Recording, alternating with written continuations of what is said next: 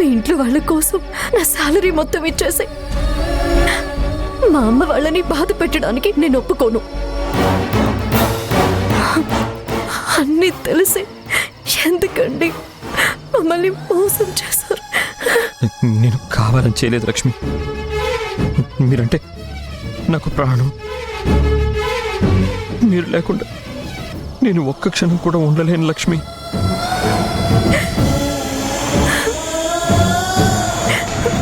ప్రేమ ఎక్కడుంటుందో అక్కడ నమ్మకం ఉంటుందండి. మీ ఉద్దేశం ఏంటో తెలియక అన్ని నిజమని నమ్మాను. కానీ ఇప్పుడు అర్థమైంది.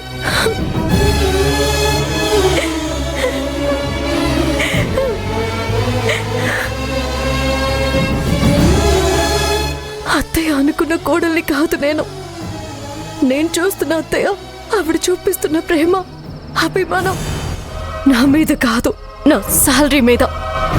అబద్ధాలతో ముడిపడిన బంధం మనది.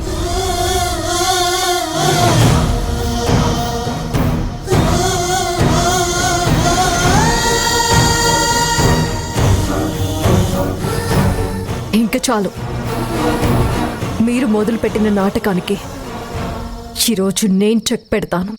నేను ఇప్పుడే వెళ్ళి అందరికీ నిజం చెప్పేస్తాను.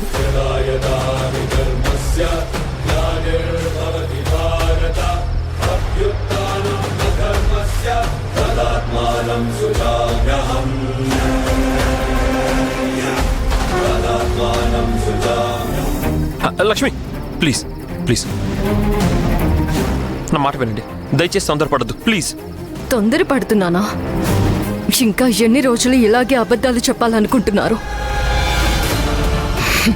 మీ మాటలు వినాల్సిన అవసరం లేదు. ఎన్ని రోజులు నేను భ్రమలో ఉన్నట్టు ఇంట్లో వాళ్ళని కూడా భ్రమలో ఉంచడం నాకిష్టం లేదు. ఈ విషయం ఇప్పుడు అందరికీ తెలియాలి. Lakshmi please please please Lakshmi, ఈ ఒక్కసారికి నా మాట వినండి. ఈ విషయం అమ్మకు తెలిస్తే చాలా పెద్ద సమస్య అవుతుంది. మా అమ్మ గురించి మీకు పూర్తిగా తెలీదు. అసలు నేను ఇదంతా ఎందుకు చేశానో నేను మీకు చెప్తాను. మీకంటే ముందు చాలా సంబంధాలని మా అమ్మ వాళ్ళు రిజెక్ట్ చేశారు. కారణం వాళ్ళకి ఆస్తి ఆదాయం లేకపోవడమే. కానీ మిమ్మల్ని చూసిన తర్వాత నాకు నిజంగా మీరు నచ్చారు. మిమ్మల్ని పోగొట్టుకోవాలని నేను అనుకోలేదు లక్ష్మి. అందుకే ఇలా చేశాను.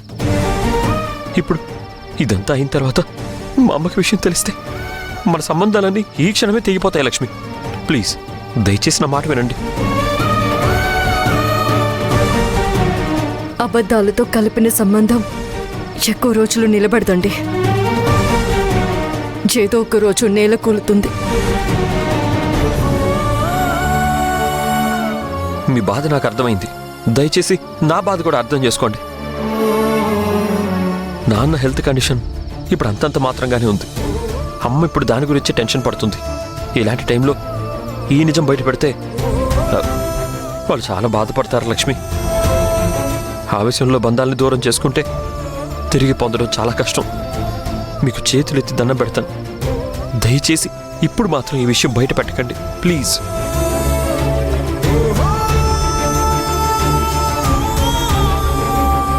సరే, ఇప్పుడేం చేయాలి? నాకు కొంచెం టైం ఇవ్వండి, కొంచెం టైం ఇవ్వండి. నేను ఎలాగోలా అన్నీ సెట్ చేసేస్తాను. చింత చేశాక మిమ్మల్ని ఎలా నమ్మమంటారండి? నేను కూడా ఆలోచించి చెప్తాను. ఈ అబద్ధాన్ని దాచడానికి ఇంకొక అబద్ధం ఆడకండి. నేను సహించలేను. ఒక్క వారం, ఒక్క వారం మీకు టైం ఇస్తున్నాను. మీ అంతటా మీరే అన్ని నిజాలు చెప్పాలి. లేదంటే నేనే అన్ని నిజాలు చెప్పేస్తానని గుర్తుపెట్టుకోండి.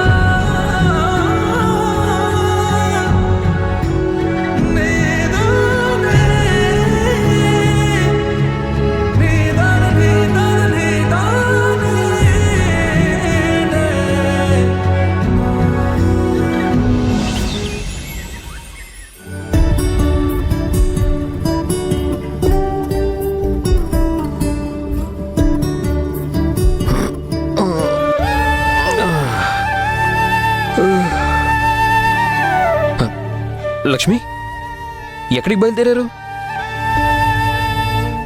మిమ్మల్నే మేడం, ఎక్కడికి బయలుదేరారు?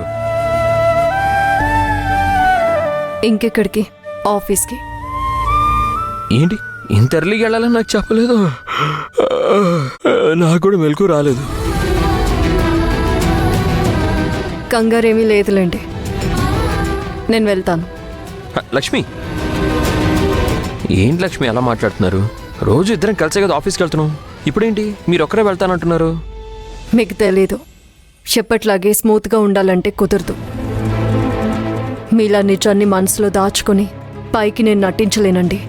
లక్ష్మి ప్లీజ్, అన్నీ నేను చూసుకుంటానని చెప్తున్నాను కదా, నిజం చెప్తానని చెప్తున్నాను కదా. ముందు నిజం చెప్పండి, తర్వాత చూద్దాం. నా దగ్గర అబద్ధం చెప్పి మీరు హ్యాపీగా ఉండొచ్చు, కానీ నిజం తెలుసుకొని మీ అంత హ్యాపీగా ఉండడం నా వల్ల కాదులేండి. లక్ష్మి ప్లీజ్, దయచేసి అలా మాట్లాడకండి. నాకు చాలా బాధగా ఉంది.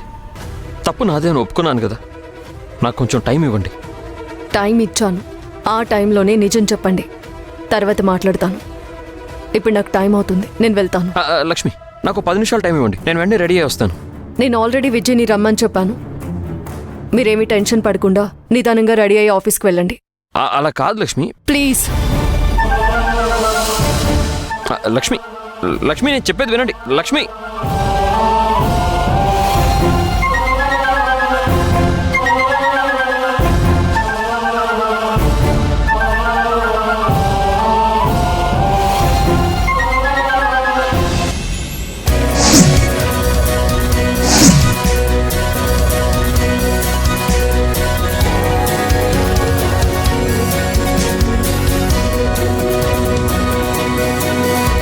సింధు, ఇదిగో ఈ కాఫీ తీసుకెళ్ళి కిరణ్కిచ్చి. ఏంటమ్మా నువ్వు? నేను చదువుకుంటుంటే కనిపించట్లేదా నీకు? వాణ్ణే ఇక్కడికొచ్చి తాగమను. అవును కదా, ఇదిగో ఇది తీసుకెళ్లి వాడికి ఇచ్చేసి ఆ మాట చెప్పి వచ్చేసి వెళ్ళు.